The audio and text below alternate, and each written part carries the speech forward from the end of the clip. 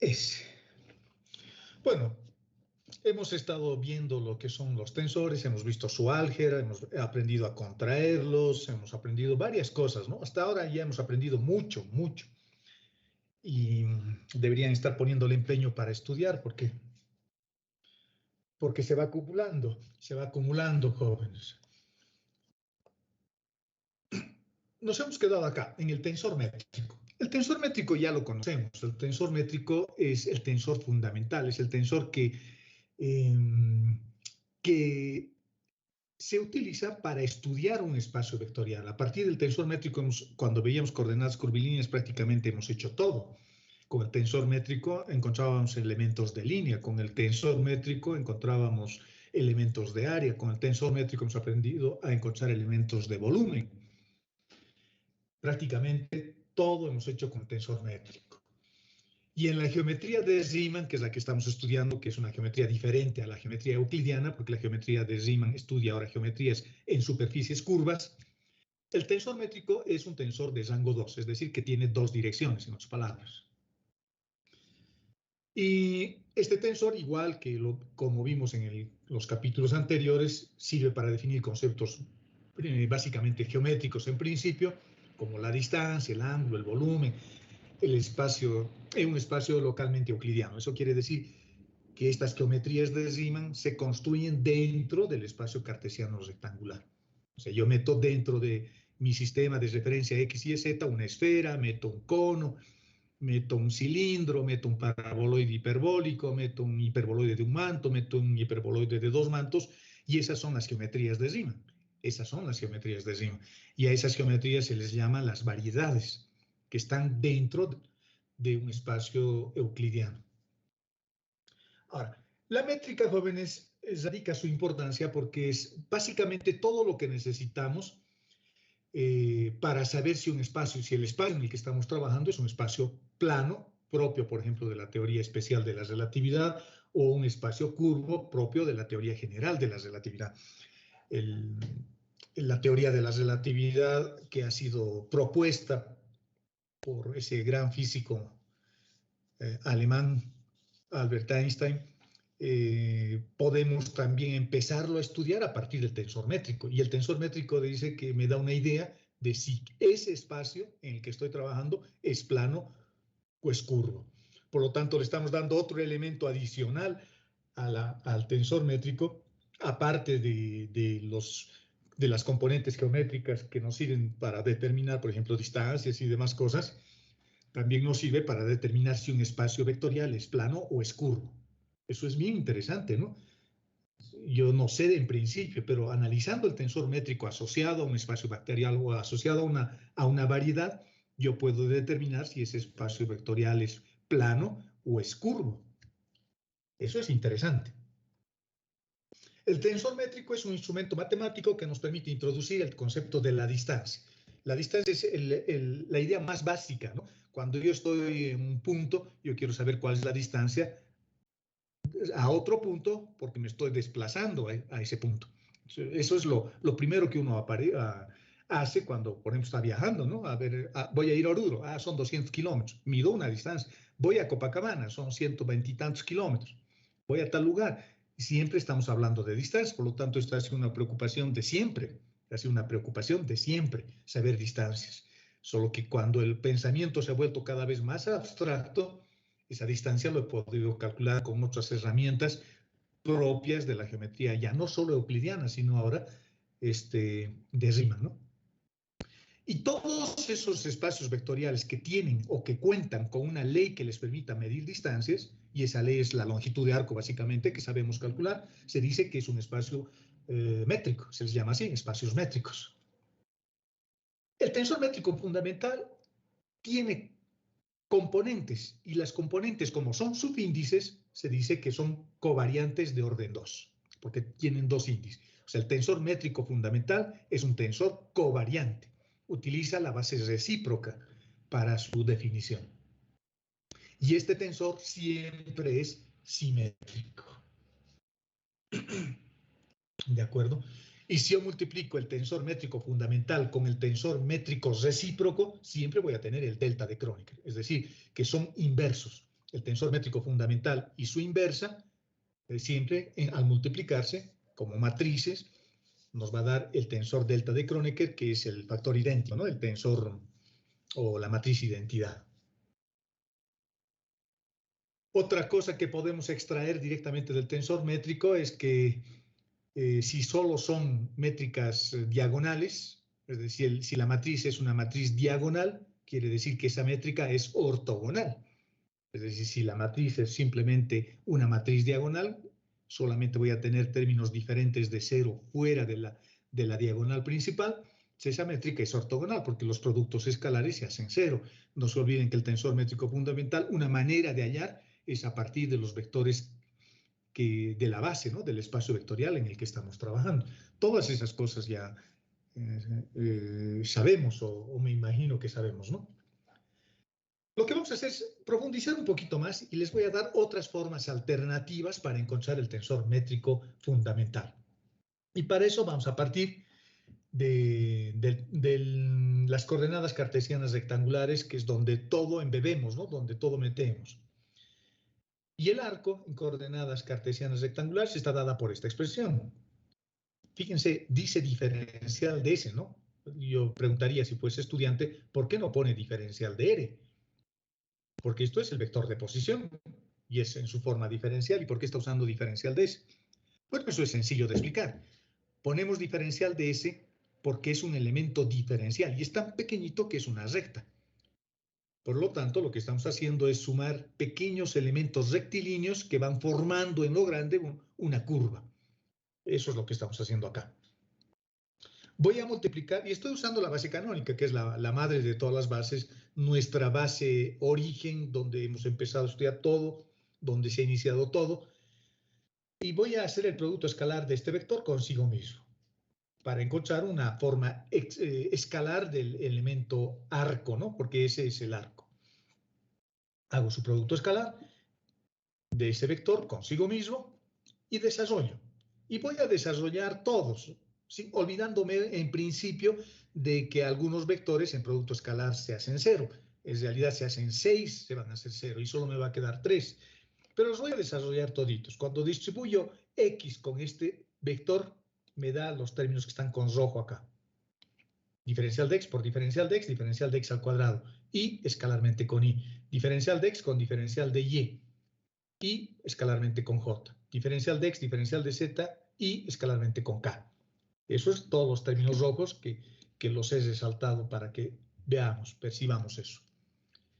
Cuando distribuyo Y con el resto, con todo esto tenemos los términos con azul. Y con X, Y con Y con Z. Y sus vectores en producto escalar, que sería este. Y luego voy a distribuir el diferencial de Z con su vector, con todo este vector nuevamente. Y esos son los términos pintados con verde. Ahora, nosotros sabemos, jóvenes, que esta base es una base ortogonal.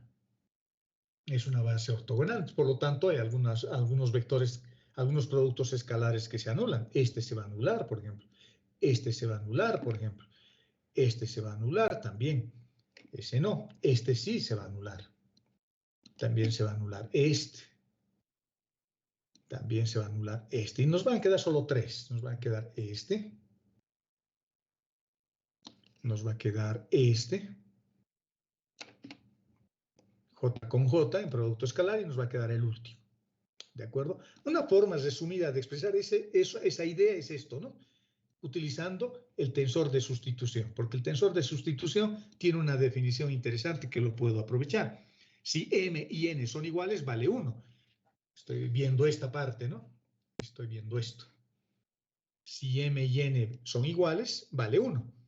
Por lo tanto, tendría diferencial de este M como es igual a este N, tendría diferencial de X super 1 elevado al cuadrado, que podría ser X.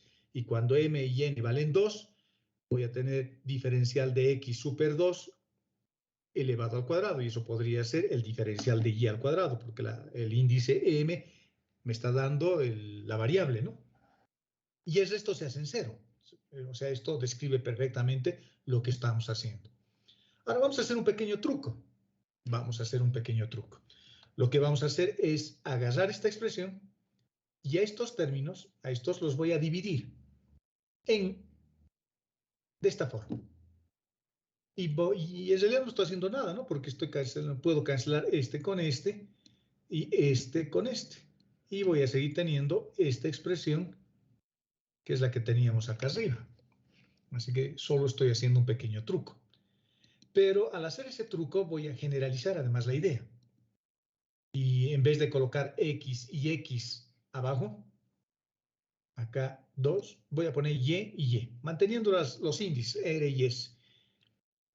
Y eso lo que me está permitiendo es tener unas ecuaciones de transformación, porque esa variable Y que yo he introducido o que estamos introduciendo son variables de otro sistema de referencia. Por ejemplo, las variables Y pueden hacer referencia a la variedad cilíndrica y las variables X pueden estar haciendo referencia a la variedad cartesiana rectangular. En otras palabras, son las ecuaciones de transformación en polares o en cilíndricas que se están derivando. ¿De acuerdo? Es lo que estamos haciendo. Y a toda esta expresión le voy a llamar tensor métrico fundamental. Entonces lo estoy deduciendo a partir de las coordenadas cartesianas rectangulares y por lo tanto el elemento arco en su forma escalar introduce ya este concepto de métrica en un espacio vectorial más general, mucho más general. Mucho más general. Ahora vamos a tomar solo esta parte. Vamos a tomar solo esta parte. Vamos a volver a esta parte y voy a desarrollar esto. Esa parte agarramos y lo vuelvo a escribir acá. Y no hay que olvidarse que este es el tensor de sustitución, que vale 1 cuando m y n son iguales y vale 0 cuando m y n son diferentes. Por lo tanto, fíjense, como son propiedades de sustitución, cuando m y n sean iguales, va a valer 1. Quiere decir que el resto de los términos se va a anular. Y por lo tanto lo puedo reducir así, con las propiedades de sustitución. Fíjense, puedo hacer que este n se cancele con este n y este m pasa acá. Y voy a tener x elevado a la m y x elevado a la m, que es lo que tenemos acá. En el denominador no tengo problema, sigo igual. Y esta es otra forma de encontrar el tensor métrico fundamental. Y como hay un índice repetido y ese índice es m, eso implica sumatoria. Un poco utilizando la convención del índice repetido que ha introducido justamente Albert Einstein. ¿De acuerdo? Entonces, por ejemplo, para un espacio vectorial de dimensión 3, m variará de 1 a 3. Esta expresión será 1, 1 más 2, 2 más 3, 3. Y fíjense cómo se van manejando los índices, porque estos índices se repiten acá. Fíjense, si yo tengo, en lugar de RS, tengo 1, 1, entonces tendré 1, 1, 1, 1 en el denominador, ¿no? Y esas líneas están haciendo referencia únicamente a un nuevo sistema de referencia. En lugar de Y, estoy colocando U arriba y U abajo, solo que para diferenciar, en lugar de X y de Y, para no confundirnos, estoy colocando U arriba sin línea y U abajo con línea, haciendo referencia a dos sistemas diferentes. Lo que está arriba puede ser X y Y y Z, y lo que está abajo puede ser R, tita y phi. Por ejemplo, cuando tengo esta variable, podría ser el radio. Esta otra puede ser el ángulo. Estoy derivando respecto de X, respecto de radio, respecto del ángulo, respecto de Z, o respecto de phi, etcétera, etcétera. Y ya tenemos una forma de encontrar individualmente las componentes covariantes del tensor métrico fundamental. Es bastante sencilla esa fórmula y es otra manera de encontrar. Nosotros hemos aprendido otra, ¿no? Una donde encontrábamos a partir de las ecuaciones de transformación los vectores de la base, los vectores naturales, los vectores de la base contravariante, y hacíamos el producto escalar entre esos vectores. Y encontrábamos igual, 1 a 1, las componentes. En realidad no se necesitan encontrar todas, solo se necesita encontrar la mitad, ¿no? La diagonal, eso es importante, y los términos del triángulo superior o triángulo inferior, porque esta matriz es simétrica. Y de forma matricial, bueno, ya lo puedo acomodar como sabemos, ¿no? Cada uno de estos índices el 11, el 12, etcétera, etcétera, me da una posición dentro de la matriz. Y esa es su posición, porque los espacios vectoriales son espacios vectoriales ordenados. O sea, yo no puedo poner en cualquier lugar, sino todo se arruina, ¿no? Son espacios vectoriales ordenados. Veamos cómo funciona esta formulita en algo que ya conocemos. Quiero hallar la métrica para el espacio polar, digamos, para el espacio vectorial polar. Estas son las ecuaciones que vinculan al espacio x y y con el espacio r-θ. Y la formulita que voy a usar es esta, que me puedo aprender de memoria o me puedo escribir como chanchullo en algún lugar. Fíjense que esta formulita es fácil de acordarse, sin embargo, aquí pongo cualquier letra, GR, puedo poner PQ, lo que sea, aquí estoy colocando RS y estoy haciendo eso. RS, abajo. Y estoy encontrando el tensor métrico fundamental en las nuevas variables, porque esa U con la línea encima significa nuevas variables, significa variables R y θ. ¿De acuerdo? En cambio, las U's que no tienen variables significan X, que no tienen la línea, perdón, significan X o Y, dependiendo del índice M. Si M es 1, es X. Si M es 2, es Y. Y listo. Esa es la formulita que vamos a utilizar. Quiero encontrar la primera componente covariante del tensor métrico en las nuevas coordenadas. Por lo tanto, voy a hacer sumatoria. Como solo tenemos dos variables, sumaremos de 1 a 2. Estamos en dimensión 2. Entonces sumaremos 1, 1, 2, 2. Y abajo queda fijo, ¿no? Queda fijo, no se hace sumatoria con los de abajo. Fíjense, tengo el mismo denominador que está definido por esto. 1, 1, 2, 2. Ahora voy a poner sus variables. U1 es X y este otro también es U1. U1 con la línea encima es el radio porque es la nueva variable, por lo tanto es R, R. U2 es Y. Perfecto, pongo Y. U1 sigue siendo el radio. Perfecto, eso quiere decir la derivada de x respecto del radio al cuadrado más la derivada de y respecto del radio al cuadrado igual a 1. Ese es el resultado que vamos a encontrar, ¿no? Porque ahora voy a usar sus ecuaciones de transformación. X respecto del radio, coseno de θ, y respecto del radio, seno de θ. Y si los elevo al cuadrado, me va a salir 1. Y así voy encontrando uno por uno. Ahora quiero la segunda componente, la componente 12. Nuevamente sumatoria, 1, 1, 2, 2. Pero ahora tengo 2 en el denominador. 1 es el radio y 2, tengo que repetir, ¿no? 1, 2, 1, 2. 1 es el radio y 2 es el ángulo. Y arriba tengo x, x y y. Lo mismo, una cosa muy parecida. X respecto del radio lo tengo que multiplicar con la derivada de x respecto de θ, etcétera, etcétera. Y el resultado me sale 0. 21, la siguiente componente. O sea, aquí tengo el 21 acá y arriba nuevamente sumatoria de 1 a 2. Y el 21 se repite. Encuentro las derivadas reemplazando las variables y sale 0. Y finalmente el 22, haciendo el mismo procedimiento, tenemos r al cuadrado. ¿De acuerdo? Eso es lo que hemos hecho. Por lo tanto, los únicos términos que tengo son el primero que vale 1. Y fíjense, tengo 1, 1, por lo tanto será diferencial del radio al cuadrado. Y luego tengo el último que es radio, y eso es para la variable 2, 2, para el G22, por lo tanto eso está asociado al diferencial de θ, como hay 2, 2 elevado al cuadrado. Los otros términos se han anulado. Los términos que se han anulado son estos, ¿no? Más, por ejemplo, este término, este que se ha anulado, este, 0. Eso era para la variable 1 y para la variable 2. Entonces, eso es 0 diferencial de R diferencial de θ. Ese se ha anulado. No hay términos cruzados, en otras palabras.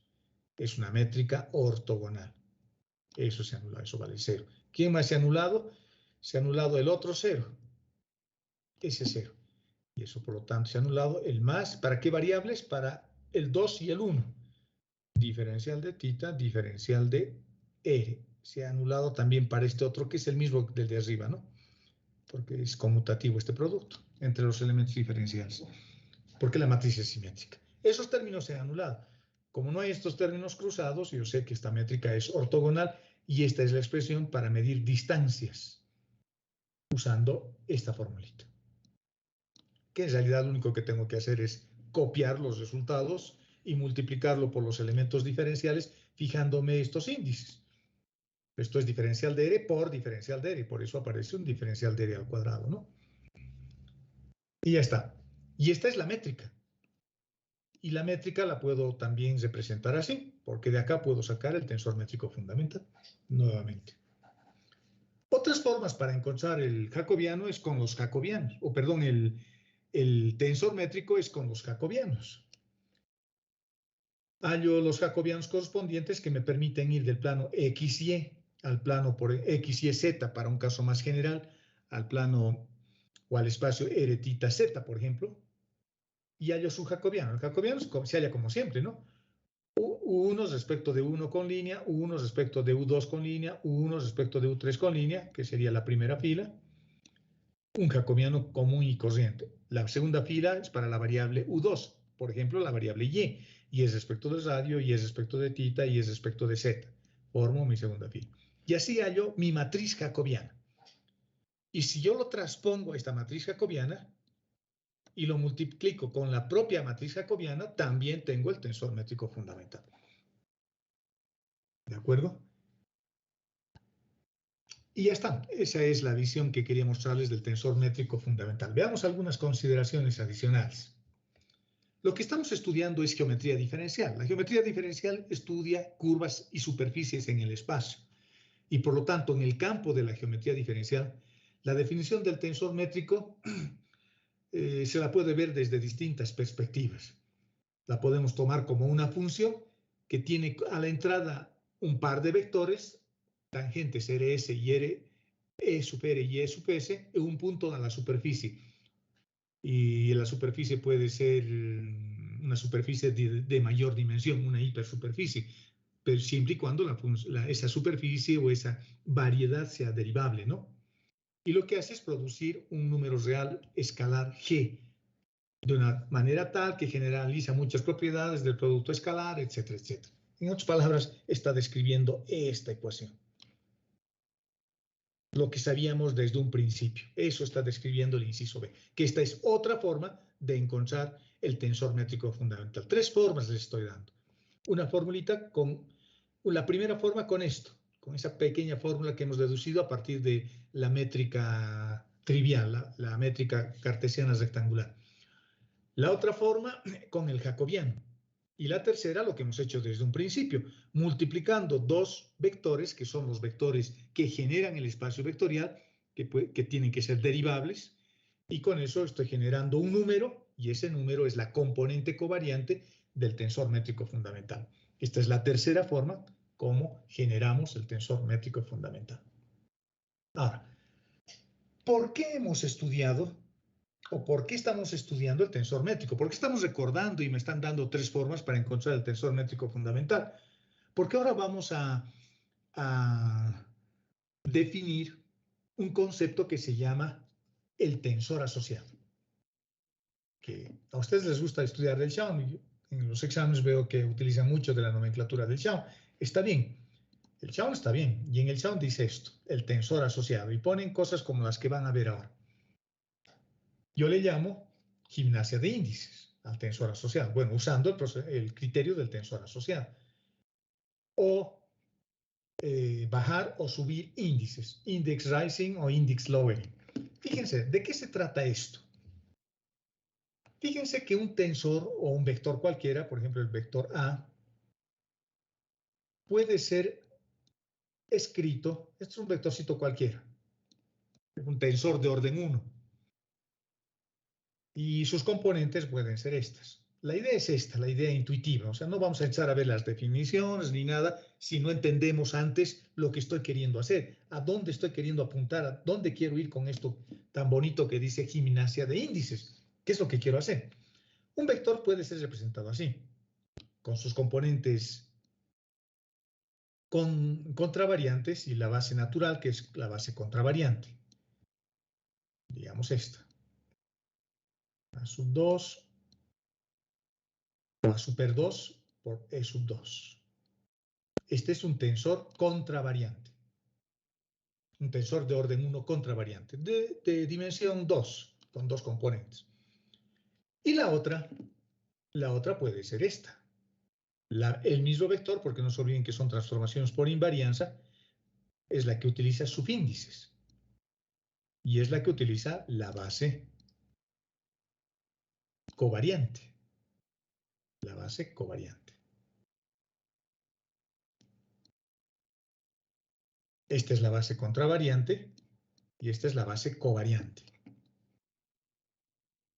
Por eso a estas componentes se les llama covariantes. El tensor métrico tiene componentes covariantes por eso. Porque en el tensor métrico lo que estamos viendo son sus componentes, no los vectores, porque alguien se puede confundir y decir, ¿por qué no está usando superíndices en el tensor métrico?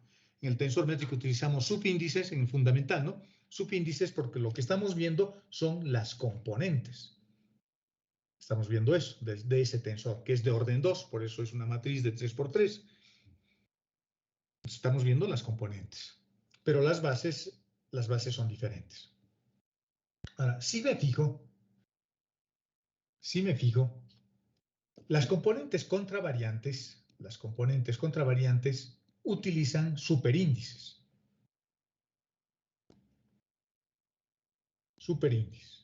Y las componentes covariantes utilizan subíndices.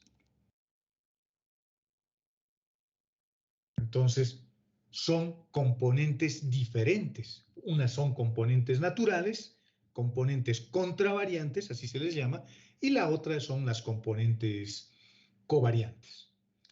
Cuando yo hablo de gimnasia de índices, estoy haciendo referencia a que estoy queriendo cambiarle la base. Estoy queriendo hallar a partir de las componentes contravariantes, por ejemplo, las componentes covariantes. O a partir de las componentes covariantes, esta, por ejemplo, yo quiero obtener la componente contravariante A super 2. A eso se le llama gimnasia de índices. Vale decir que si yo tengo una componente contravariante, ¿cómo yo obtengo la componente covariante? Y es una vinculación 1 a 1, ¿no? ¿Cómo lo convierto en este y cómo lo convierto en este otro? ¿Cómo obtengo eso?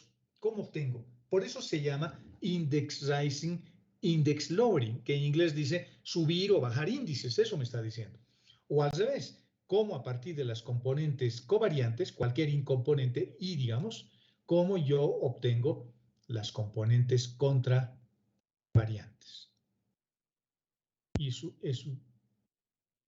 super I, digamos, super I. Por eso se llama gimnasia de índices. Entonces, lo que estamos haciendo en realidad, jóvenes, es un cambio de base, porque son bases diferentes. Esta es una base formado por dos vectores y es la base natural, la base contravariante, y este es otro vector que junto con este me generan otra base, la base covariante. Son dos bases diferentes. ¿Cómo yo obtengo las componentes en una base o en la otra? Eso es lo que vamos a hacer. Vamos a hacer un cambio de base nuevamente. Vamos a volver a los orígenes, en otras palabras. Pero lo vamos a hacer de una forma bien elegante y una forma mucho más sencilla. Vean. Y esto es lo que aparece como definición en el Xiao. Dicen, dado un tensor covariante, ya sabemos, los vectores son covariantes, ¿no? Por ejemplo, este es un tensor covariante. Ese es un tensor covariante, porque utilizó subíndices en sus componentes.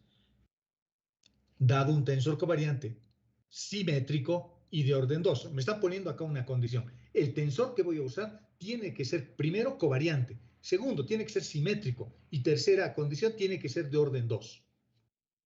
Como este. A eso estoy llamando. Entonces, esto no es de orden 2, esto es de orden 1, porque solo utilizan un subíndice o un superíndice. Yo tengo que usar dos subíndices para hacer referencia a dos bases diferentes, a dos direcciones diferentes. Entonces, lo primero que necesito es un tensor que sea covariante, que sea simétrico y que sea de orden 2. Y cualquier otro tensor que me da, de cualquier otra dimensión. Cualquier otro. Yo puedo obtener, dice, un nuevo tensor multiplicando este tensor por este. E igualando un índice. Es decir, haciendo un producto interno. Por ejemplo, acá tengo el tensor A sub K sub phi, pero este I es IM para identificarlo. Y este otro tensor tiene el tensor A mayúscula tiene estos superíndices, ¿no? Estos índices contravariantes, I1, I2, I3, I4, hasta llegar a IM, IR y continúa hasta IR. Y tengo subíndice J1, J2, JS. Y como estoy haciendo un producto externo, ya sabemos cómo se hacen los productos externos, subimos la clase anterior. Como estoy haciendo un producto externo y además le estoy aplicando una contracción porque estoy igualando un subíndice con un superíndice, eso ocurre únicamente cuando los tensores son mixtos, este IM lo estoy igualando con este, lo que hago es cancelar prácticamente eso, o subir, mejor dicho, o bajar, dependiendo lo que queramos hacer. Este con este se cancela y este índice K toma su lugar acá. Entonces, ¿qué es lo que he hecho? El efecto que he conseguido es bajar un índice. Hemos bajado un índice. Esa es la visión general. Esa es la visión general. ¿Y qué pasa si quiero subir un índice? ¿Qué pasa si quiero subir un índice? Digamos, quiero subirlo. Esto que era componente covariante, quiero volverlo contravariante. Si quiero subir, necesito utilizar este tensor de segundo orden, pero en este caso tengo que usar un tensor recíproco. Es recíproco de este. Porque si quiero subir, tiene que tener superíndices. Si quiero bajar, tiene que tener subíndices. Es como si cayese con su propio peso. Entonces, a eso se le llama tensor asociado. Entonces decimos, el tensor B es asociado al tensor A través de esto. Y acá decimos, el tensor C es asociado al tensor A través de este. Estoy haciendo un cambio de base. Estoy haciendo un cambio de base. Los cambios de base se hacen así, ¿no? Multiplicando una matriz por el vector que quiero transformarlo. Eso han visto en álgebra lineal, cuando veían esos conceptos de semejanza, de similaridad, etcétera, etcétera. No sé si han visto con detalle esa parte, me imagino que sí. Los docentes tienen mucha experiencia ahí en esas materias, entonces me imagino que han visto eso, las condiciones de semejanza, la similaridad, etcétera, etcétera, ¿no? Estoy usando el mismo concepto acá. Estoy transformando una base. Estoy transformando la base de este vector. En una de sus bases estoy transformando, porque este tensor tiene muchas bases. Estoy transformando una base que era contravariante, lo estoy volviendo covariante. Es lo que estamos haciendo. Fíjense, este IM lo he vuelto K. Una de las bases lo he cambiado de contravariante a covariante o de covariante a contravariante. A eso se refiere la gimnasia de índices que estamos estudiando. Eso es lo que se trata esto, ¿no? A veces cuando uno lee el Young no entiende muy bien, dice tensor asociado y les muestran estas fórmulas y dice estoy bajando este índice, pero uno pierde de vista lo que estamos haciendo. Lo que estoy haciendo es un cambio de base y solamente estamos manejando dos bases con los tensores, no hay más. La base contravariante y la base covariante, son dos bases las que estamos manejando. Y esas bases las puedo bajar o subir con los índices así de manera bien visual, pero en realidad en el fondo lo que estoy haciendo es un cambio de base. Un vector o un tensor que estaba en base contravariante lo estoy llevando a base covariante. ¿De acuerdo? Fíjense esta nota que les puse ahí. Usando este concepto, el concepto del tensor asociado, de bajar y subir índices, este es un método que usamos teniendo la idea de este tensor asociado, lo que hemos hablado ahora. Y lo que estamos haciendo es construir isomorfismos. ¿Qué quiere decir isomorfismo? Isomorfismo quiere decir que las bases tienen que estar vinculadas de tal forma que la correspondencia tiene que ser 1 a 1. Una componente se transformará en otra componente, la otra componente en otra componente, pero no individualmente, sino como una función lineal, como vamos a ver más adelante. Pero tiene que ser un isomorfismo. O sea, si yo parto de un tensor que tiene 9 componentes, yo tengo que obtener otro tensor de otros 9 componentes. Es decir, está dentro de los alcances del principio de semejanza que existe entre los espacios vectoriales. La semejanza solamente ocurre en el concepto básico, en principio, ocurre cuando yo parto de un espacio vectorial B y llego a otro espacio vectorial B, es decir, de la misma dimensión. Hablando geométricamente, eso quiere decir que el espacio al que estoy yendo al hacer el cambio de base no es un espacio que se esté aplanando, por ejemplo. Si yo parto de un espacio vectorial de dimensión 3 o tensorial de dimensión 3, tengo que llegar también a otro espacio vectorial de dimensión 3. Eso se llama isomorfismo. Eso quiere decir que se cumplen dos condiciones, que existe inyectividad en la relación y que existe sobreyectividad. Inyectividad quiere decir que la relación es 1-1 y sobreyectividad quiere decir que todos los vectores del conjunto de llegada tienen una preimagen. Eso quiere decir, ¿no? Estamos construyendo isomorfismos. ¿Y cómo estoy construyendo esos isomorfismos? Los estoy haciendo a través de esta idea que se maneja como la idea del tensor asociado. O sea, cuando yo cambio las bases, cuando yo tengo un vector en base A y lo vuelvo al mismo vector en base B, lo que estoy encontrando es un vector asociado al primero y lo vamos a hacer a través de un tensor especial que tiene tres condiciones. ¿Cuáles son esas condiciones? Esas condiciones son que tiene que ser un tensor de orden 2, tiene que ser simétrico, y había una más, que ya no me acuerdo, y tiene que ser covariante o contravariante, covariante o contravariante. Porque aquí, fíjense, hemos utilizado una relación covariante y acá estoy usando una relación contravariante. Sigamos. Ahora, fíjense, ahora lo vamos a hacer automáticamente, lo vamos a hacer esquemáticamente.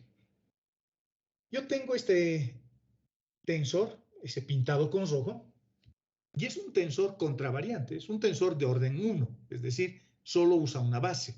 Esa base se llama la base J, pero no quiere decir el vector J de la base canónica, por si acaso, solo son índices. Ese J es cualquier letra, podría haberle puesto también P si querían, o Q si es que se confunden, o M, lo que ustedes quieran. Yo quiero bajar este índice, es decir, quiero hacerle un cambio de base. Yo quiero que este tensor que tiene componentes contravariantes, yo quiero saber cuáles son sus componentes covariantes por algún motivo. Eso es lo que quiero hacer. Entonces lo multiplico con el tensor métrico fundamental. ¿Por qué con el tensor métrico fundamental? Porque lo que yo quiero es bajar índice. Y además tengo que hacer un producto externo con una contracción, porque igualo el J con este J. Lo que estoy haciendo es esto, ¿no? Tengo esto, este P, digamos, este tensor de orden 1, contravariante, y quiero bajar este índice. Entonces le hago una premultiplicación con este tensor. Pongo Q y P. Estos dos se cancelan y el resultado que voy a obtener es el propio T. Y este índice Q que ha quedado suelto pasa a ocupar su lugar, acá abajo. ¿Qué hemos obtenido? Usted ha obtenido un tensor asociado. El tensor T sub Q es un tensor asociado. ¿A quién está asociado? Al tensor T super P. Y lo estoy haciendo a través de este tensor que cumple con las condiciones. ¿Y las condiciones cuáles son?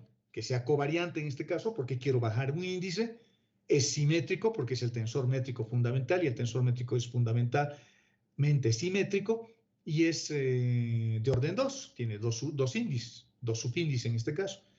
Entonces, si yo quiero bajar subíndices, tengo que usar el tensor métrico fundamental. Y si yo quiero subir índices, tengo que utilizar el tensor métrico recíproco. Fíjense en este otro caso. A este tensor lo quiero modificar. Lo quiero modificar. Muy bien. Quiero que este J suba. Pero solo es una letra. Suba. Entonces, ¿qué hago? Lo que hago es, como quiero subir, utilizo el tensor que me permite subir. ¿Y quién es el tensor que me permite subir? El tensor que me permite subir es el tensor recíproco. Ese es el tensor que me permite subir. ¿Y quién es el que me permite bajar? El tensor que me permite bajar es el tensor simétrico fundamental, porque usa subíndices. Eso es una idea fácil, ¿no? Es una idea fácil. Subíndices están abajo, entonces con eso bajo índices. Superíndices, los superíndices están arriba, entonces con eso subo. Es fácil la idea.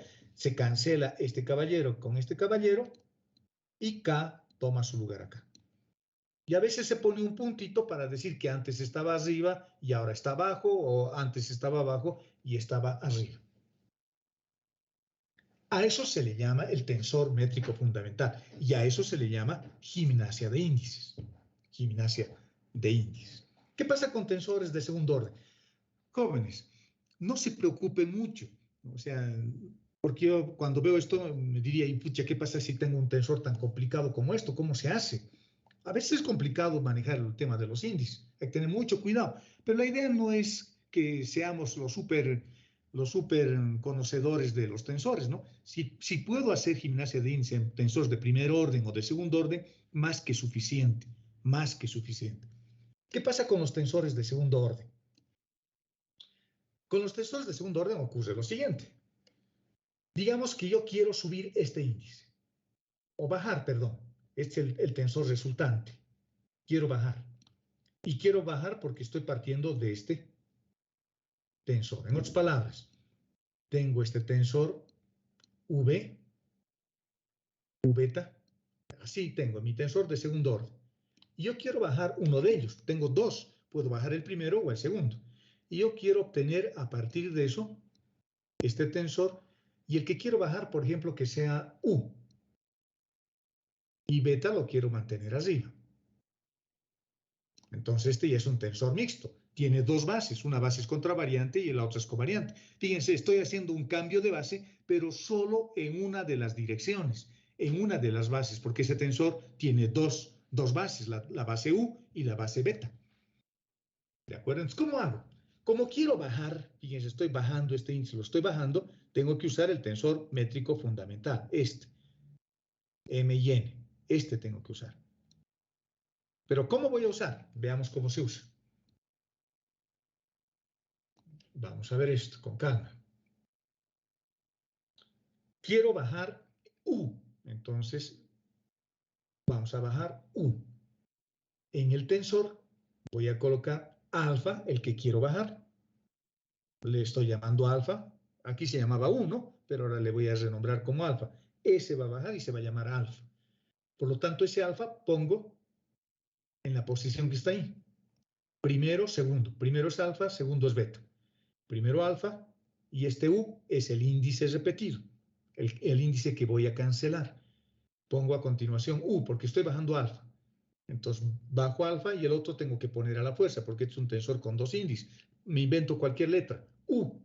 Este U que me estoy inventando va a ir a reemplazar el lugar, o lo voy a repetir, en el lugar del índice que estoy bajando. Y B se mantiene constante. Y ya está. Esa es la formulita. Y luego vamos a ver cómo se desarrollan estos términos. Porque como tengo un índice repetido, ese es un índice mudo. Y si tengo un índice mudo, quiere decir sumatorio.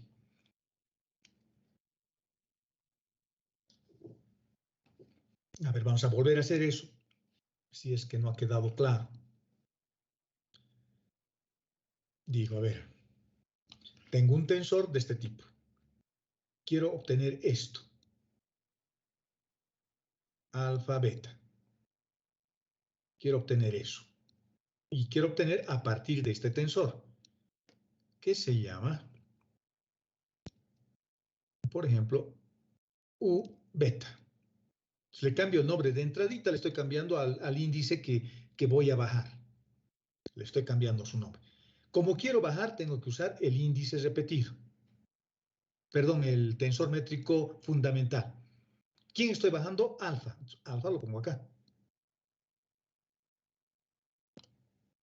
Pero este necesita otro índice más. Entonces repito este U. Porque con eso es como si yo cancelara este con este y este alfa pasa acá, acá abajo. Eso es lo que estoy haciendo. Veamos qué pasa si quiero bajar el otro. ¿Qué pasa si quiero bajar beta? Digamos, quiero obtener esto. Alfa, beta. Y estoy partiendo de un tensor de este tipo. Alfa se va a mantener como constante y el que estoy bajando, el que estoy modificando, le cambio su nombre. U. Como quiero bajar, entonces necesito el recíproco. ¿Quién se está quedando? ¿Quién estoy bajando? Estoy bajando a beta. Beta ocupa su lugar ahí. Y U viene acá. Hemos hecho acá igual. ¿Quién estoy bajando? Alfa. Alfa ocupa su lugar. Y se repite. Ahí en este otro, ¿quién estoy bajando? Beta. Beta pongo en el lugar porque alfa está primero y beta está segundo. Entonces en el tensor métrico fundamental, como beta estoy bajando, entonces ocupa el segundo lugar. Y este otro lo replico con este. UU. Fíjense, la sumatoria de índices es diferente. No es lo mismo, porque luego voy a sumar índices, ¿no? Veamos ahora cómo se desarrolla esto. Fíjense, una vez que tengo la ley de cómo bajar el índice, me fijo que hay índices repetidos. Hay índices repetidos. Este, por ejemplo, U1. Entonces, lo primero que voy a hacer es una sumatoria para el índice mudo que es U. Este es el tensor que hemos obtenido a partir de esta ley. Y el índice repetido es para U. De 1 a 3, digamos. 1, 1, 2, 2, 3, 3. 3, 3. Y listo. Y alfa y beta se quedan como están. Alfa, beta, porque son índices libres, no hay sumatoria sobre esos. Solo existe sumatoria cuando el índice se repite en el mismo monomio, ¿no? 1, 1, 2, 2, 3, 3. Muy bien. Y ahora, ¿qué valor va a tomar alfa y qué valor va a tomar beta? Va a tomar la posición del tensor, ¿no? Sus componentes, sus índices. 1, 1. Entonces repite alfa 1, beta 1, alfa 1, beta 1. Fíjense, alfa 1, beta 1, alfa 1, beta 1. Y ya está. Hago todas estas operaciones, tomo del tensor métrico este componente o esta componente o esta componente, esas tres de la primera fila, y los multiplico con estas componentes del tensor original, del que estoy bajando su índice.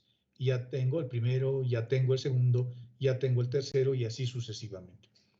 El desarrollo va a ser diferente si bajo el segundo índice, ¿no? Va a ser diferente.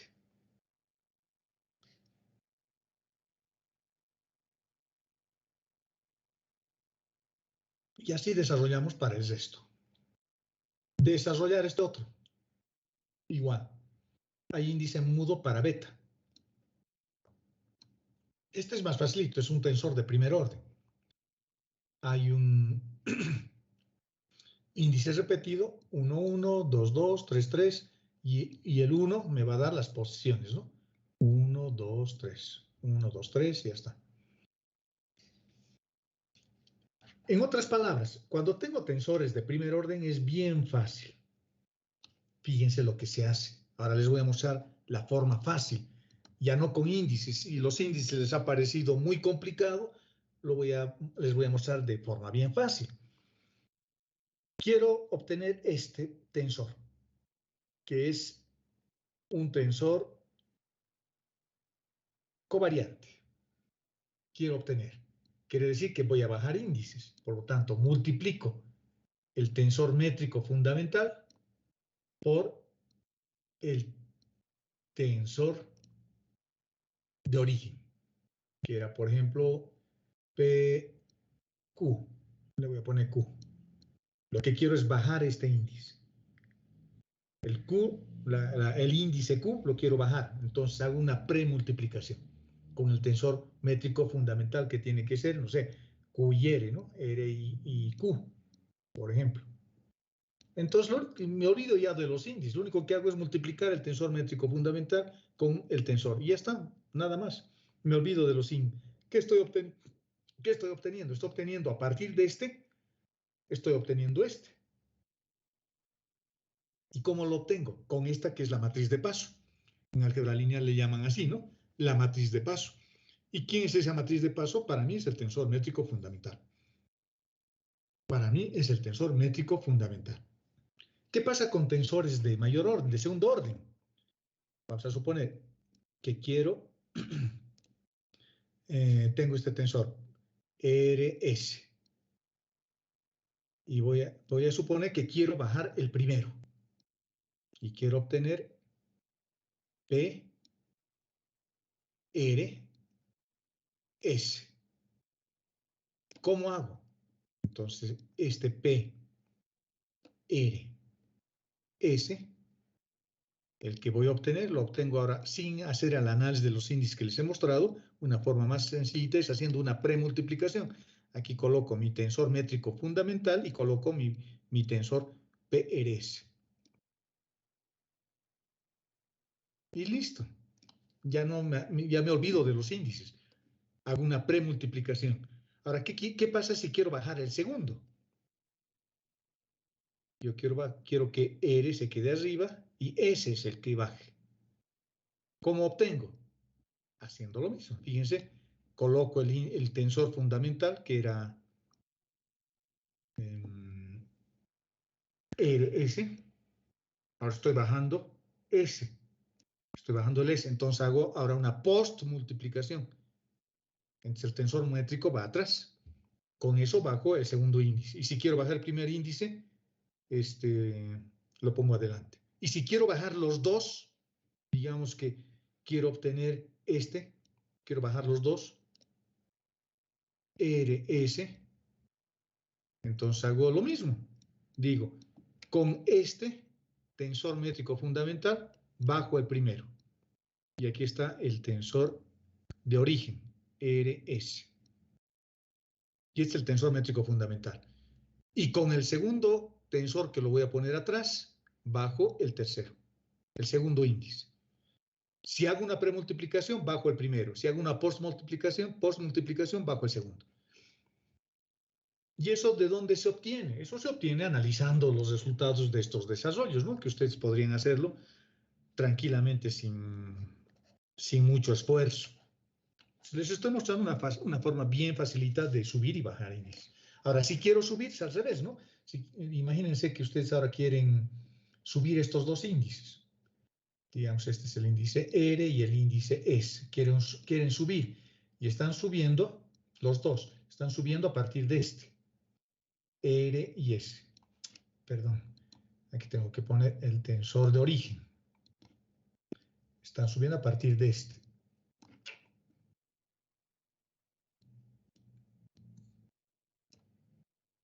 RS. Lo estoy haciendo de una manera bien ilustrativa, ¿no? De la mejor manera posible. Los libros aparecen con otros índices cambiados, índices con subíndices, etc. A veces lo complican. Yo quiero, esto es mi punto de partida. Tengo esto, pero quiero obtener esto. Entonces, ¿qué utilizo? Utilizo para el primer índice, si quiero subir R, utilizo el tensor métrico fundamental, pero ya no el fundamental, sino los segundos coeficientes métricos, los que utilizan superíndices, I y J. Con eso estoy subiendo el primer índice. Y con este otro, que va a ser el tensor recíproco, digamos IJ también le voy a llamar, no solamente para hacer referencia a que estoy usando superíndice, con eso subo S. Con esto subo S y con esto subo R. Ya tengo esto. Y si solo quiero subir el primer índice, entonces hago una premultiplicación. Y si quiero subir el segundo índice, hago una postmultiplicación. Espero que me estén entendiendo y escuchando. Ejemplos varios de la métrica, del tensor métrico. Vamos a hacer ejemplitos del tensor métrico. Miren, son ejemplitos bien bonitos. Utilizando desarrollo indicial, demostrar que el producto escalar de dos vectores es una contracción tensorial. Esto ya hemos demostrado, pero lo hemos demostrado con las leyes de transformación. Ahora yo voy a demostrarlo usando notación indicial. En otras palabras, vamos a utilizar el tensor métrico fundamental, que es lo que estamos estudiando hoy. Este es un producto escalar común y corriente. Y el producto escalar lo puedo expresar así. Sus componentes, estoy usando componentes contravariantes, estoy usando la base natural, E sub P, ese es el tensor de primer orden A, ese es este, A, y B es este otro. Lo puedo desarrollar así, ¿no? Fíjense cómo estoy poniendo el vector A. El vector A, que es un tensor de primer orden, para mí va a ser sus componentes, A super P con su base. Y su base es E sub P. Como es sumatoria, como es índice repetido P y P, esto es sumatoria. Entonces esto va a ser igual a A super 1 por E sub 1. perdón la letra, es que escribo en un lugar bien incómodo, jóvenes, más A sub 2 por E sub 2, etcétera, etcétera, etcétera. No voy a hacer más porque no, pues aparecen garrabatos en realidad cuando hago eso. ¿De acuerdo? Entonces eso es este vector A y esto es el vector B, así como conocíamos, en producto escalar. Pero en producto escalar solo los vectores se multiplican en producto escalar. Por lo tanto, las componentes A super P y B super P los puedo sacar del producto escalar y me queda esto. Esto me acaban de decir hace una media hora que es el tensor métrico fundamental. El tensor métrico fundamental. Perfecto. Meto, por ejemplo, E sub P, E sub Q, perdón, y lo contraigo. Lo bajo el índice a este. Lo bajo el índice. Lo estoy bajando el índice al vector B, porque aquí tengo lo que acabamos de ver, gimnasia de índices. Tengo gimnasia de índices. Este B lo meto dentro del paréntesis, lo dejo. Si alguien quiere meter A, lo puede hacer. Puedo meter A o puedo meter B, pero solo metan uno. Estoy metiendo B. Pero acá está apareciendo lo que acabo de decirles. Estoy bajando un índice. Este Q se va con este y este P toma el valor acá. Y ya tengo una contracción, el producto escalar. Y ya está, fíjense, bien facilito. La demostración con todo lo que estamos viendo. Otro. Demostrar, ¿dónde estamos? Acá. Producto externo. Escalarmente con este otro producto externo. Veamos. Al vector A lo voy a volver a representar como hace rato, con sus componentes y su base. Al vector B lo mismo, con sus componentes y su base. I es un índice repetido, es sumatoria. JJ es un índice repetido, es sumatoria. El vector C también, con índice repetido. Ahora ya no estoy usando ni I ni J, estoy usando M y M. Y acá estoy usando P, índices repetidos. Las componentes salen fuera. Sale A super I, B sub J, C, M y D, P. Y tengo esto. Y tengo esto en producto escalar. ¿De acuerdo? Sigamos. Si ustedes se acuerdan, hemos visto estas propiedades en el capítulo anterior, en el tema anterior, porque esto es el tensor métrico fundamental también. Y esto también es el tensor métrico fundamental, pero con un juego de índices, ¿no? I se va con M y J se va con P. Eso tienen que ver en las propiedades que hemos visto en la clase anterior. Y ya está. Y ya tengo, ya agarro lo mismo que hace rato. Agarro uno de los índices, por ejemplo, agarro C, lo junto con este, y luego agarro D y lo junto con este, porque tiene P y P, y este tiene M y M. Y los bajo los índices. Bajo el índice, y esto es un producto escalar multiplicado por este producto escalar. Qué bonito, ¿no? Bien facilito la demostración. Conociendo algunas propiedades y conociendo el manejo de subíndices. ¿Se ha entendido, jóvenes?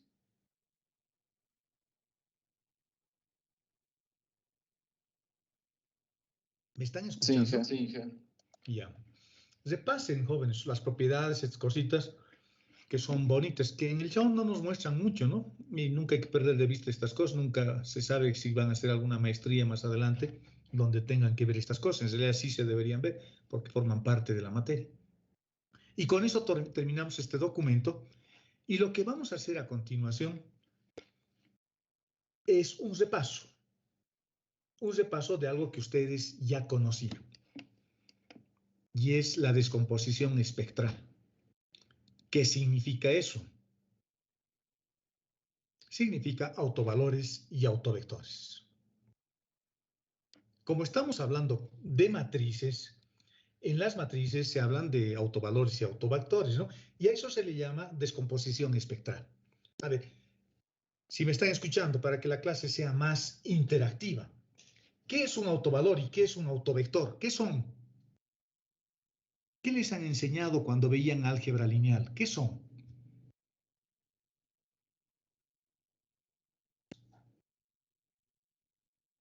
sin miedo, lo que tengan como idea en la cabeza, no sé, no espero la mejor respuesta del mundo, o la respuesta que me darían en Marte o en algún planeta o exoplaneta del sistema solar.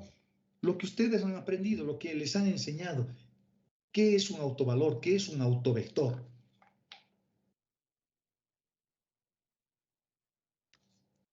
Nada, no tienen una idea de lo que es un autovector o un autovalor.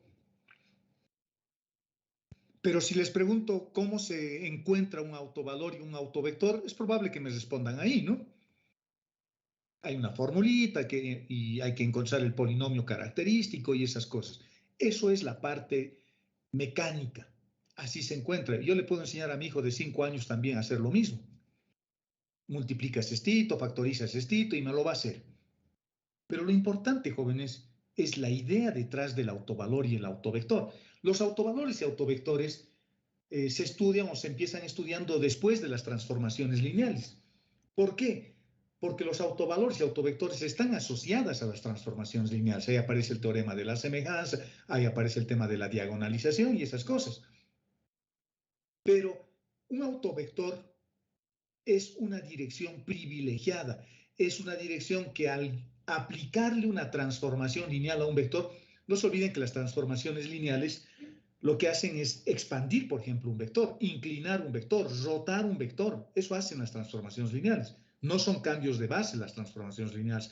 Las transformaciones lineales lo que hacen es modificar el espacio vectorial y al modificar el espacio vectorial obtenemos un efecto en el vector. Lo roto, por ejemplo, o lo comprimo, o lo inclino. Puedo hacer lo que sea con un vector. Eso lo hago a través de una transformación lineal. Perfecto. Entonces, cuando yo hago una transformación lineal, algo que alguien se preguntó en el pasado, es decir, ¿habrá alguna transformación lineal donde el vector no cambie de dirección ni cambie de sentido? O sea, ni rote ni haga nada. Me dan una transformación lineal y lo que yo voy a buscar son algunas direcciones donde el vector no rote, donde el vector se mantenga en su lugar. Es decir, es como salir al viento y muchos de nosotros somos vectores. Y viene un viento bien fuerte, viene un viento bien fuerte. ¿Me están escuchando, jóvenes? Para que continúe. Sí, se está escuchando. Ya, perfecto. Pongan atención porque esto es bonito. Digamos que son los 20 personas que estaban en nuestra aula, salimos y está haciendo un viento fuerte. Y muchos de nosotros, los más flaquitos, vamos a empezar a volar por el aire, nos va a hacer volar el viento. Pero muchos de nosotros que somos, o algunos de nosotros que somos más fuertes, nos vamos a mantener en nuestro puesto, valientemente, contra el viento. Eso es un autovalor. Y donde yo me quedo quieto, en la dirección que me quedo quieto, es el autovector. Entonces es importante, ¿no? Desde el punto de vista de ingeniería, ver en qué direcciones mi columna va a aguantar más, por ejemplo. Entonces es importante buscar esas direcciones que pese al viento que está haciendo, yo me mantenga incolumne, me mantenga firme. Lo único que puede ocurrir tal vez es de que me pare de cabeza como efecto del viento, es decir, que cambie de sentido o me estire un poquito, crezca porque hay una succión, pero no cambio de dirección. Me puedo comprimir, me puedo expandir un poquito o nada más. Me puedo comprimir o expandir, pero no cambio de dirección. Me mantengo firme en mi puesto, no me muevo de mi puesto y de la dirección. Eso es un autovector. La dirección donde eso ocurre es un autovector. Ahora, ¿cómo se encuentra? Eso es fácil. Les voy a mostrar otra forma, pero esa es la idea importante. Y esa es la formulita que se resume, ¿no? Fíjense, yo le aplico una transformación. Yo le aplico una transformación a este vector, al vector B. Le aplicamos una transformación, a ver, con este color. Le aplico una transformación a este vector. Esta es la matriz de transformación. Y lo que ocurre es que el vector se mantiene en el mismo lugar.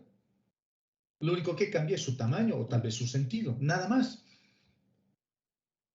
Eso es un autovector. En cuanto cambia su tamaño es el autovalor. En inglés se dice el eigenvalue. Y si ustedes revisan en la bibliografía, eso significa el eigenvalue, el valor principal, el valor más importante. Otra forma de ver es que el tensor se ha vuelto un escalar, se ha contraído, es otra forma de ver. Pero la forma más interesante desde mi perspectiva es que el vector al que le estoy queriendo cambiar no cambia su dirección. ¿Cuáles son esos vectores valientes de entre las 20 personas que estamos entre nosotros? ¿Cuáles son esos muchachos valientes que no cambian de lugar, siguen sentados en el mismo lugar de su pupitre, pese al viento que nos está arrasando a todos? Quienes se aferran a su lugar. La dirección no está cambiando. Siguen sentados en el mismo lugar. Tal vez se han comprimido, se han acurrucado en su lugar, ¿no? Un poquito, pero se han mantenido firmes en su lugar. Cuánto se han acurrucado es el autovalor y el autovector es la posición donde se han quedado. Entonces, fíjense, esta es la forma más interesante, en mi opinión, de observar lo que es un autovalor y un autovector. En realidad, eso estás recogiendo. A veces se pierde, ¿no? A veces somos muy matemáticos, nos dan la fórmula, nos enseñan cosas, pero perdemos de vista el concepto que deberíamos transmitir, porque yo voy a ser ingeniero, no voy a ser matemático, y necesito tener una herramienta que me permite identificar esas direcciones donde mi casa no se va a caer, por ejemplo. ¿De acuerdo? Porque esto se debería usar y se usa en la ingeniería. Cuando se calculan vigas, columnas y esas cosas, se usan, ¿no? Y el autovalor y el autovector está haciendo eso. Fíjense, estoy poniendo un ejemplito acá. Esta es una matriz de transformación cualquiera, en base canónica. Y este es un caballero, un vector, uno de ustedes. Y este es el viento, ¿no? Y ese viento se aplica sobre el vector. Y el vector se ha expandido. Porque este vector es lo mismo que este. Ese vector es el mismo que este. La dirección es el mismo, está dado por el vector 201, pero se ha vuelto 9 veces más grande, pero su dirección no ha cambiado. Por lo tanto, el 9 es el autovalor y el 201 es el autovector. De eso se tratan los autovalores y autovectores, no hay más. Alguien lo puede hacer más sofisticado o tal vez querer parecer más interesante o más inteligente hablándoles de otras cosas, pero en realidad eso es lo que estamos haciendo cuando vemos autovalores y autovectores. Estamos viendo direcciones donde el vector no cambia de dirección. Vectores donde el vector no cambia de dirección. Veamos un ejemplito. Otro ejemplito. Fíjense que esta es una transformación lineal. Y la matriz de transformación es esta que está en un recuadro. Y este es el vector que estoy queriendo transformar. Y la ley de transformación está dada por esto. Es la ley de transformación. Es base canónica. Entonces, empiezo a meter varios vectores. Meto el vector 0, 1, 0. Acá, el vector 1, 0. En mi ley de transformación. Y el resultado me sale 3, 1. Porque aquí si x vale 1, 3 por 1, 3. Y si y vale 0, es 0. Por lo tanto, queda 3. Y abajo me va a quedar 1. Simplemente porque y vale 0. Entonces, gracias a esta ley de transformación, este vector tiene esta imagen. Fíjense, si veo ese vector, el vector 1, 0, si veo el vector 1, 0, ha cambiado, ¿no? De dirección y ha cambiado de tamaño. O sea, ese ha volado en el primer resquicio de ventisca que ha aparecido, ese ha volado. Luego meto otro vector, otro valiente entra a la caja y dice, yo voy a entrar, no voy a cambiar de dirección. Entra a la caja, se aplica la ley de transformación y aparece el vector 2, 4.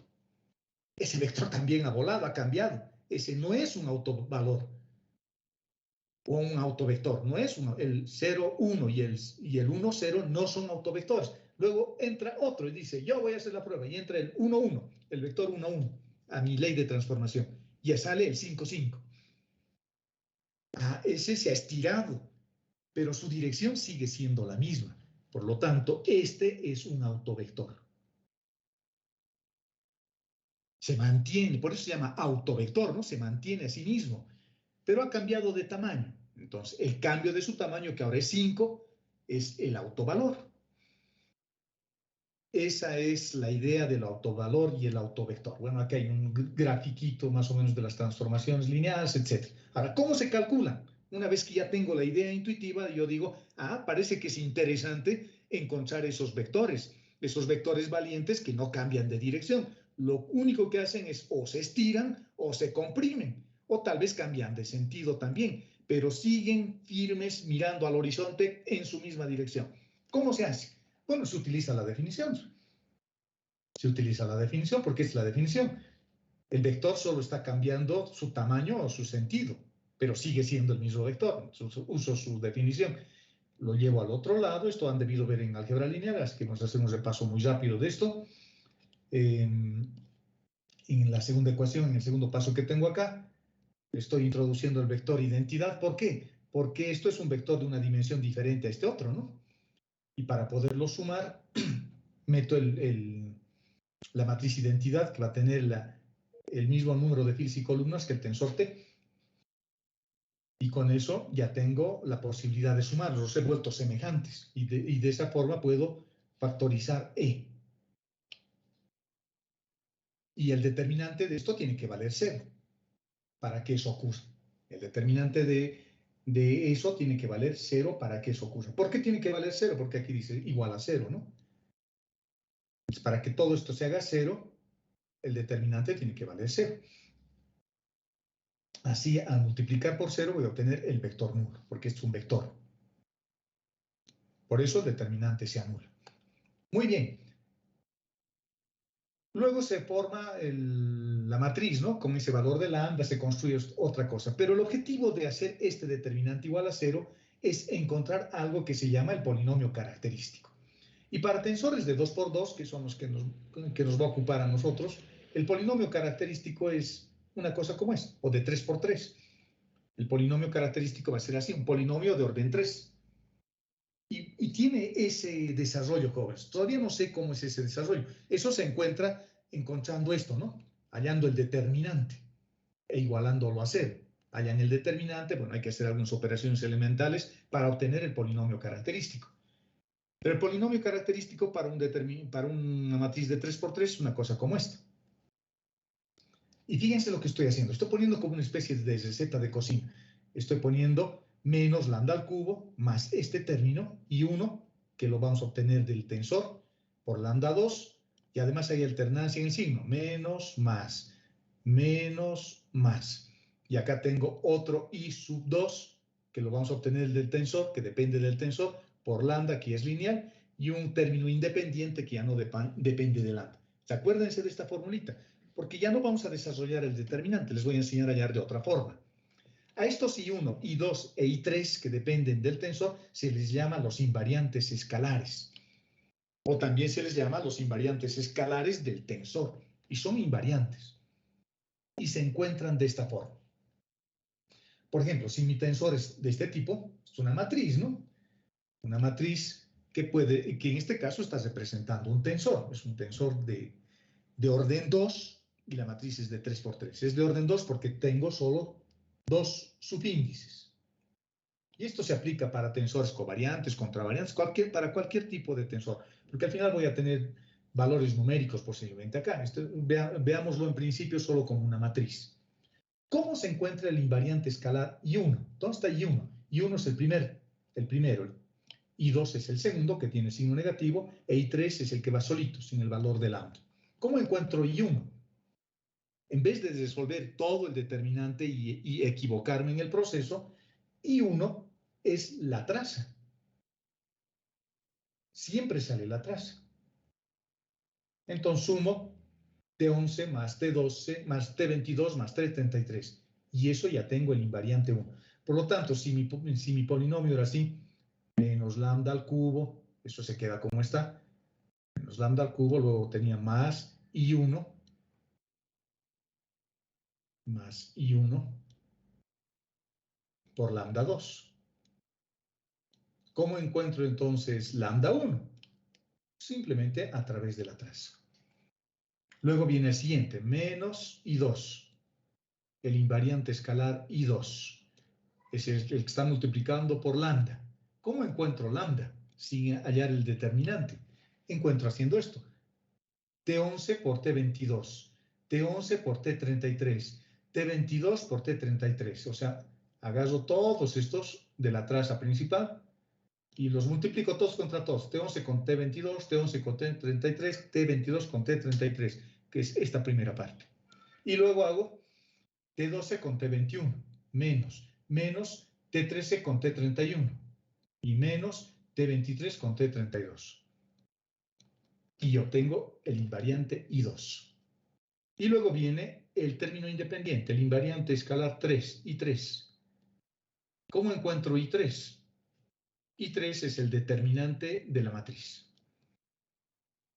El determinante de la matriz. Entonces, en vez de estar perdiendo el tiempo o queriendo desarrollar o encontrar el polinomio característico y con la posibilidad de equivocarme, puedo usar estas formulitas y se encuentra mucho, mucho más fácilmente. ¿De acuerdo, jóvenes?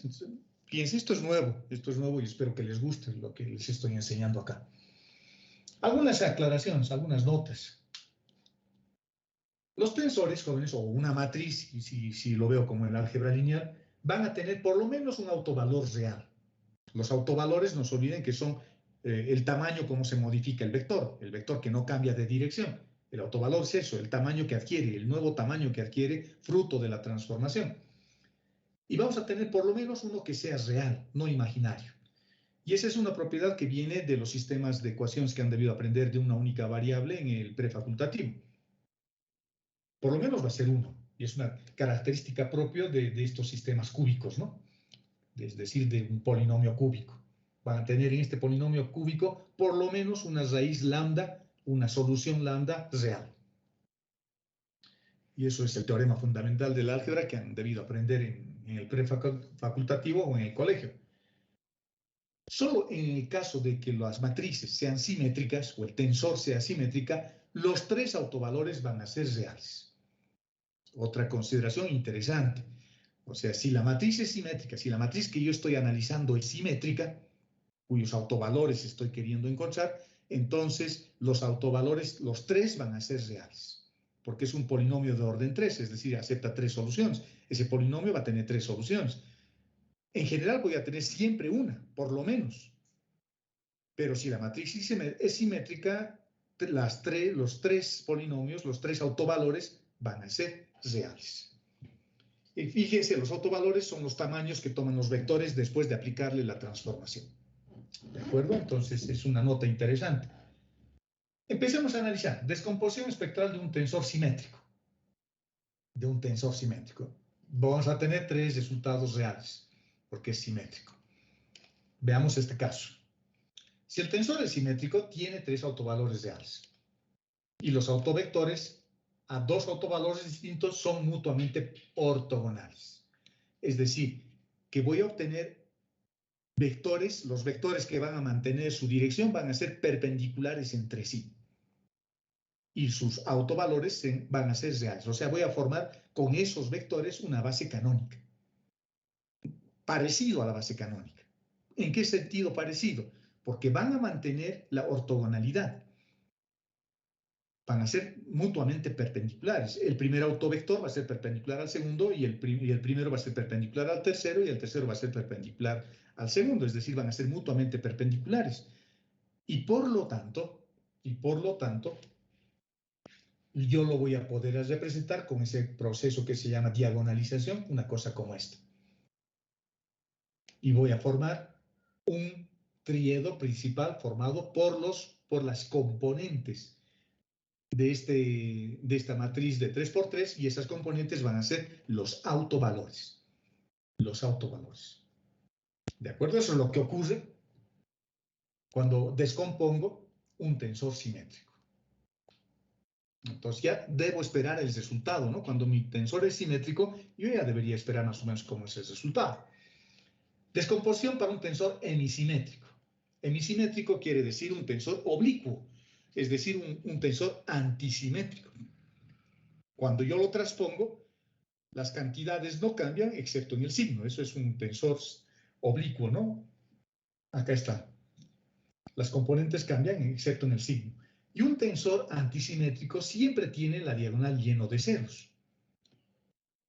Así yo reconozco en primera instancia a un tensor oblicuo, a un tensor antisimétrico. Los términos de la diagonal siempre son cero.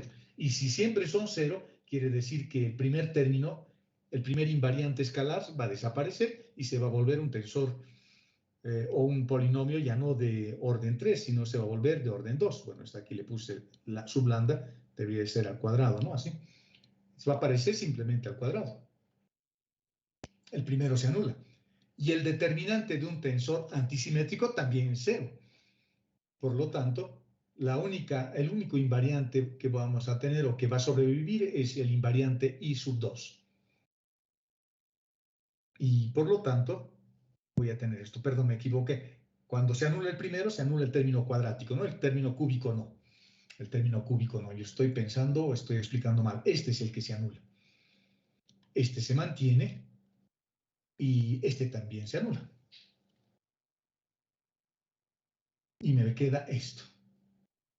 La primera solución es lambda igual a 0. El único autovalor característico en realidad es lambda 0. Medio raro, ¿no? Es decir, no cambia su dirección, pero se ha vuelto un punto el vector. Y se vuelve el vector nulo. Y eso ocurre cuando tengo un tensor antisimétrico.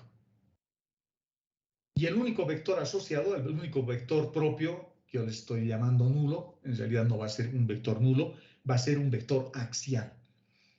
Y va a tener solo un autovector propio. Y en esa dirección se vuelve un punto la matriz. Se vuelve un punto la matriz. ¿Qué pasa si la descomposición espectral la aplicamos a un tensor ortogonal? Un tensor ortogonal es aquel cuya inversa es igual que su transpuesta, ¿no? Estoy queriendo, agarro un tensor, lo transpongo y obtengo el mismo vector, o la misma matriz, el mismo tensor. Esos son los tensores ortogonales. Su inversa es igual que su transpuesta. Si el determinante es 1, el tensor es propio. Si el determinante es menos 1, el tensor es ortogonal impropio. Es decir, un sistema de giro derecho, el de arriba, y un sistema de giro izquierdo, el de abajo. Y el único autovalor que vamos a tener es lambda igual a 1. Mantiene su tamaño y su dirección. Eso ocurre cuando tenemos tensores ortogonales. Veamos un ejemplo. Veamos un ejemplo. Analicemos nuestro tensor. Fíjense, me han dado un tensor totalmente covariante. Las dos bases, una es la base P, la otra es la base Q. A esas bases también se les llama direcciones. La dirección P y la dirección Q son covariantes ambas. Este es un tensor de segundo orden totalmente covariante. Podría subirlo sus índices, ¿no? Teniendo el tensor métrico fundamental asociado a esta métrica, digamos, o a este tensor. El polinomio característico es este, solo de recuerdo, el polinomio característico. Voy a empezar, me fijo, es un tensor simétrico, ¿no? Es un tensor simétrico. Si transpongo me va a dar lo mismo. Entonces debería tener 3 autovalores diferentes. Veamos. Voy a encontrar el polinomio característico. El polinomio característico, el I1 es la suma de la traza. 3 más 3, 6 más 1, 7. Ya tengo I1, por lo tanto ese 7 lo voy a reemplazar acá. Me voy a reemplazar por 7. Entonces voy a tener menos lambda al cubo más 7 veces lambda al cuadrado. I2 es esto por esto, esto por esto, esto por esto, menos esto por esto, menos esto por esto y menos esto por esto. O sea, 9 más 1, 3 por 3, 9. 3 por 1, 3. Ya tengo 12 más otras 12, 14. 14. Si 2 lo voy a reemplazar por 14 y sale positivo. 14. Su determinante, el determinante es facilito para esta matriz, sale 8. Por lo tanto, esto lo voy a reemplazar por 8. Ya está, el polinomio característico había sido bien fácil. Y una vez que tenga eso, voy a multiplicarlo todo por menos 1 para anular los signos. Este vuelve más, este vuelve menos, este vuelve más y este vuelve menos. Y finalmente obtengo mi polinomio. Bueno, hay que encontrarlos, hay que resolver eso, ¿no? Eso han aprendido en el prefacultativo, yo ya no les voy a enseñar esto. Pueden usar, no sé, cualquier método, una factorización, pueden tratar de factorizar lambda, pueden utilizar Ruffini, los métodos que hayan aprendido. Resolviendo, tengo 3 soluciones. Y fíjense, de acuerdo a mi teoría, mi tensor era simétrico y estoy obteniendo 3 autovalores reales. O sea, hay un vector que cuadriplica su tamaño. Hay otro vector que duplica su tamaño y hay otro vector que mantiene su tamaño. ¿Cuáles serán esos vectores? ¿En qué dirección se ocurre eso? Porque el vector me va a dar la dirección. Bueno, ahora tengo que resolver, tengo que encontrar esos vectores. ¿Y cómo se encuentran esos vectores? Esos vectores se encuentran con esto, ¿no? Con esta ecuación, con la primera ecuación que hemos visto, con esta. Con esto. Con esto se encuentra. Voy a poner el vector, voy a formar una matriz, ¿no? Voy a decir, tengo una matriz, que es el tensor, que ya sé cuál es, ese que me han dado. Este vector no lo conozco, entonces voy a poner X, Y, Z, X, Y, Z, no lo conozco, es el que quiero encontrar, porque este vector me va a dar la dirección, y eso tiene que ser igual. Hemos encontrado los autovalores. Uno de ellos era 4, por ejemplo, entonces pongo 4 por el mismo vector, X y Z, porque está manteniendo su tamaño. Eso es lo que tengo que hacer. Aunque posiblemente pueden haber otras formas de resolver, pero yo los resuelvo así. Me parece que es más fácil. Aquí está. Este vector es igual a esto. Y además lo estoy llevando al otro lado, ¿no? Esta formulita, esto estoy escribiendo así. Este es el vector B que estoy transformando. Y esto era igual al valor, el autovalor, y el propio vector B. ¿Qué estoy haciendo? Lo que estoy haciendo es llevarlo todo al otro lado. Estoy haciendo T por B menos lambda veces por B. Eso estoy haciendo. Igual a 0. Donde el vector B no lo conozco, ¿no? Por eso estoy poniendo X y Z, X y Z. Esta es la matriz que me han dado y esto es el autovalor que hemos encontrado que era 4. Formo este sistema de ecuaciones. Es un sistema de ecuaciones y reduciéndolo formo esto. Multiplico y sumo. Y se forma este sistema de ecuaciones. De entrada ya sé que Z vale 0. De entrada tiene que valer 0, porque 0 multiplicado por menos 3 me va a dar 0. Y acá tengo solo una ecuación. Por lo tanto, voy a tener una solución parametrizada. Mi solución parametrizada es que Y valga X, por ejemplo, y que X se quede como X. Mi solución parametrizada. Y Z siempre vale 0. Puedo factorizar el X y trabajar con un vector paralelo, porque eso en realidad solo me interesa su dirección. Trabajo con un vector paralelo y lo vuelvo unitario. Entonces, factorizo un X puede valer cualquier cosa, ¿no? Es un parámetro. Es la variable libre, como se llama en los sistemas de ecuaciones lineales. Y me va a quedar 1 menos 1, 0. 1 menos 1, 0. Y ya está. Esa es la dirección. Pero X puede ser positivo o negativo. Entonces, por eso estoy poniendo más menos o menos más. Entonces, hay 2 direcciones, uno en un sentido y el otro en el otro sentido, donde el vector toma el valor de 4, amplía su tamaño, pero en esta dirección la transformación no tiene ningún efecto. Si ustedes meten un vector, no sé, este vector, por ejemplo, el vector 1, menos 1, 0, por ejemplo, meto este vector en la matriz y lo multiplico. 3 menos 1, 0, y aquí tengo menos 1, 3, 0, y aquí tengo el 0, 0, 1, y lo multiplico por este vector, uno de los vectores, 1 menos 1, 0, veremos qué ocurre. Hagan ese producto y vean qué ocurre. Vean qué ocurre. Seguramente tiene que cumplirse esta ecuación, ¿no? Se tiene que cumplir esa ecuación. O sea, tiene que aparecer el propio vector multiplicado por 4. Ese debería ser el resultado. O cualquier otra combinación que pueda tener. que x valga 2, que x valga 4, que x valga 5, etcétera, etcétera. Cualquier vector. O sea, hay muchos vectores, en realidad, que están cumpliendo con esa condición. No es solo una. Hay muchos vectores que cambian su tamaño en 4. Pero todos son vectores paralelos.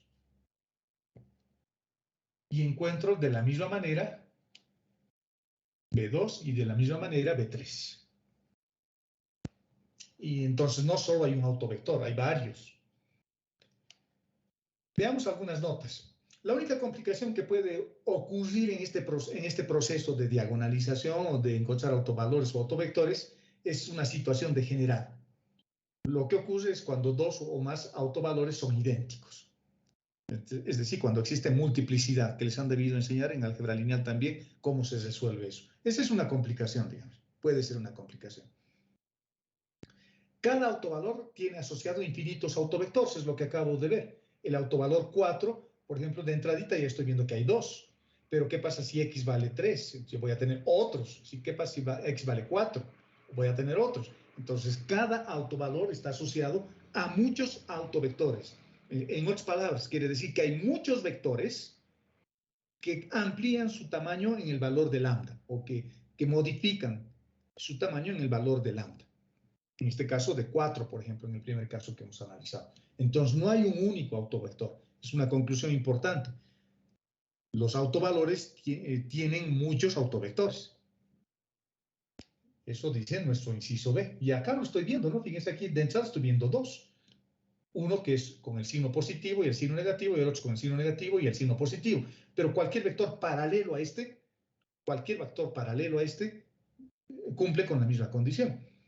Cumple con la misma condición. Lo mismo para B2 y lo mismo para B3. Por ejemplo, el vector 0, 0, 5 es un autovector asociado a lambda 1. Al valor de lambda 1, al último, ¿no? A lambda 3 igual a 1. C. Para que sea posible la diagonalización, bueno, esto ya es un poquito de álgebra lineal, la multiplicidad algebraica debe ser igual a la multiplicidad geométrica. Bueno, me imagino que esos temas ustedes los conocen, así que de todos modos solo les estoy recordando. Y efectos geométricos de la multiplicidad. Cuando tengo un tensor ortogonal, el efecto geométrico es el de una rotación, el de un giro. Cuando es simétrico es una proyección. Y así sucesivamente. Transformación. Cuando el tensor es ortogonal, es un giro simple. Esa es la transformación. Cuando el tensor es ortogonal. Cuando el tensor es simétrico, es decir, con sus lados iguales, cuando sus autovalores toditos es un caso degenerado en este caso, es una dilatación pura la que ocurre. Se expande. Cuando es simétrico con este valor de igual a 1, la transformación que ocurre es una deformación pura. Ese es el efecto de la transformación, el vector se deforma. Y si es un tensor antisimétrico, es una proyección sobre un plano. Esas son las transformaciones que ocurren cuando tengo este tipo de tensor. Y estas son las transformaciones asociadas. Transformaciones lineales, estamos hablando de transformaciones lineales acá, ¿no? Y con eso terminamos este tema. Con eso terminamos esto. Un pequeño repaso más lo que teníamos antes. Jóvenes, con esto prácticamente hemos terminado todo lo que es el álgebra tensorial y un pequeño repaso de lo que es un autovalor y un autovector y el efecto que se tiene dentro de las transformaciones. ¿Por qué hemos tocado este tema dentro de los tensores? Hemos hablado de este tema dentro de los tensores porque los tensores tienen representación matricial. Por lo tanto, en un tensor también es importante conocer qué es lo que está ocurriendo. Ese tensor, qué es lo que está haciendo. Ese tensor, por ejemplo, puede estar haciendo una deformación pura. Ese tensor, por ejemplo, puede ser un tensor que me permite proyectar un vector sobre un plano. Los tensores son eso, ¿no? Son algo que representan algún tipo de fenómeno físico. Por ejemplo, un tensor puede ser un tensor de esfuerzos, un tensor de inercias, para el caso de un diseño de brazos robótico. Los tensores, desde esa perspectiva, casi los veo como funciones multilineales. En realidad los estoy viendo casi como transformaciones, pero transformaciones más generales.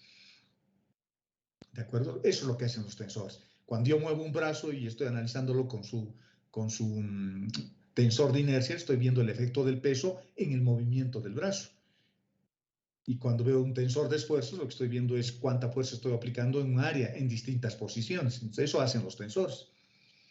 Los tensores son bien bonitos, ¿no? Pueden utilizarse en varias cosas.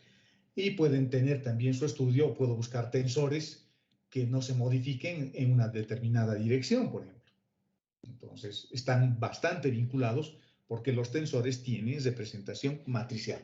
Una matriz por sí misma no es un tensor. Una matriz por sí misma no es un tensor. Un tensor solamente es aquel que cumpla con ciertas condiciones, con sus leyes de transformación que hemos visto. Y solo son dos, la ley de transformación por contravarianza y la ley de transformación por covarianza. Fíjense qué hemos hecho hasta ahora, y con eso terminamos nuestra clase. Lo que he hecho es primero definir un tensor, imponerle una condición, y la condición es que sea que se realice con ese tensor transformaciones por invarianza, cuando le hago cambios de base, fundamentalmente. Luego hemos aprendido a sus leyes de transformación, que cumplen con esa condición, con esa imposición que no modifique, digamos, el fenómeno físico. Luego hemos aprendido a sumarlos, a multiplicarlos. Hay dos tipos de multiplicación directa y la multiplicación con contracción, el producto interno. Luego hemos aprendido a contraerlos también. La contracción me permite definir el producto interno. Luego hemos visto algunos tensores importantes, el tensor de sustitución, el tensor de permutación. Hemos visto sus propiedades de cada uno de esos tensores, que son tensores fundamentalmente matemáticos. Hemos visto que en muchos casos nos permiten resolver los problemas de una manera más sencilla. Luego hemos visto esta parte. Hemos visto el tensor métrico, porque con el tensor métrico puedo hacer cambios de base dentro de los tensores. Puedo hallar sus componentes covariantes o contravariantes usando un tensor asociado, el concepto de tensor asociado, o el concepto de semejanza o de similaridad, que también han visto en álgebra lineal. Aquí la idea es la misma, porque estamos trabajando dentro de un endomorfismo. Y en este último capítulo, en este que hemos visto ahora, estamos viendo lo que es la descomposición espectral. Estamos, no sé, a 2 o 3 clases de terminar el desarrollo del contenido. Estamos bastante bien, así que yo creo que vamos a poder hacer un poco más de ejercicios para que vayan recuperando su nota del primer y segundo parcial. Y en el tercer parcial podamos recuperar nuestra nota, ¿no? Vamos a terminar con bastante tiempo. Les estoy dando algo más que lo que aparece en el show y espero que lo puedan aprovechar, ¿no? Porque este tema es bastante bonito. Lo que viene a continuación es cálculo tensorial. Vamos a aprender a derivar tensores. No vamos a llegar a integración de tensores, vamos a llegar hasta derivadas de tensores. Y luego vamos a terminar, yo creo, vamos a redondear la idea con geodésicas.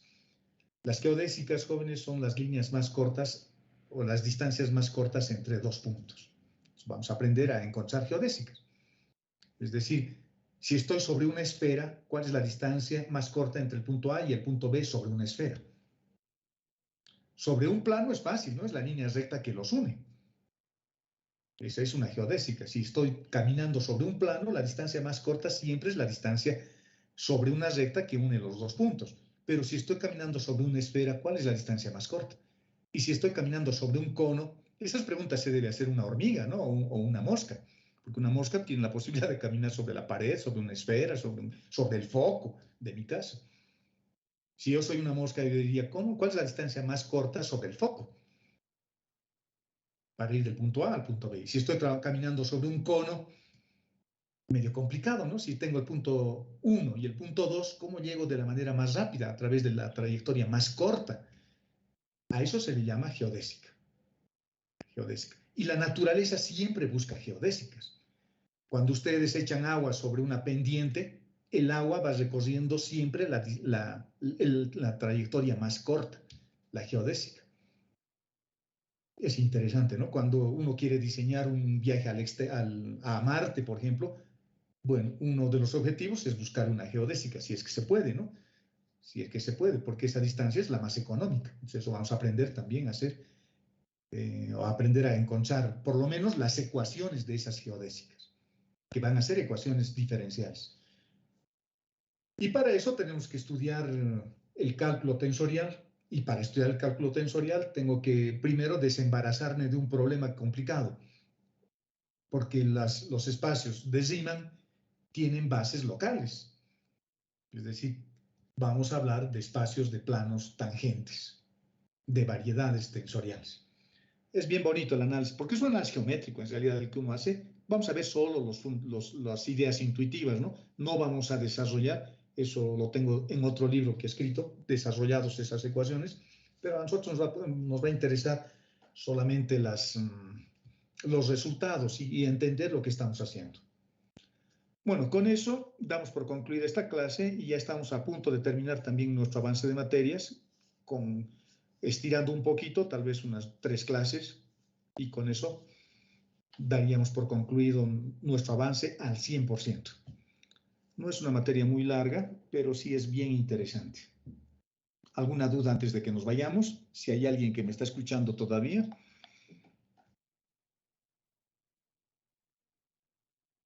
Parece que nadie me está escuchando. Todos que se han dormido.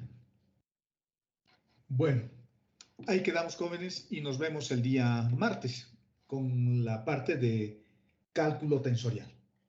¿De acuerdo? Hasta el martes. Hasta luego. Hasta el martes, muchachos.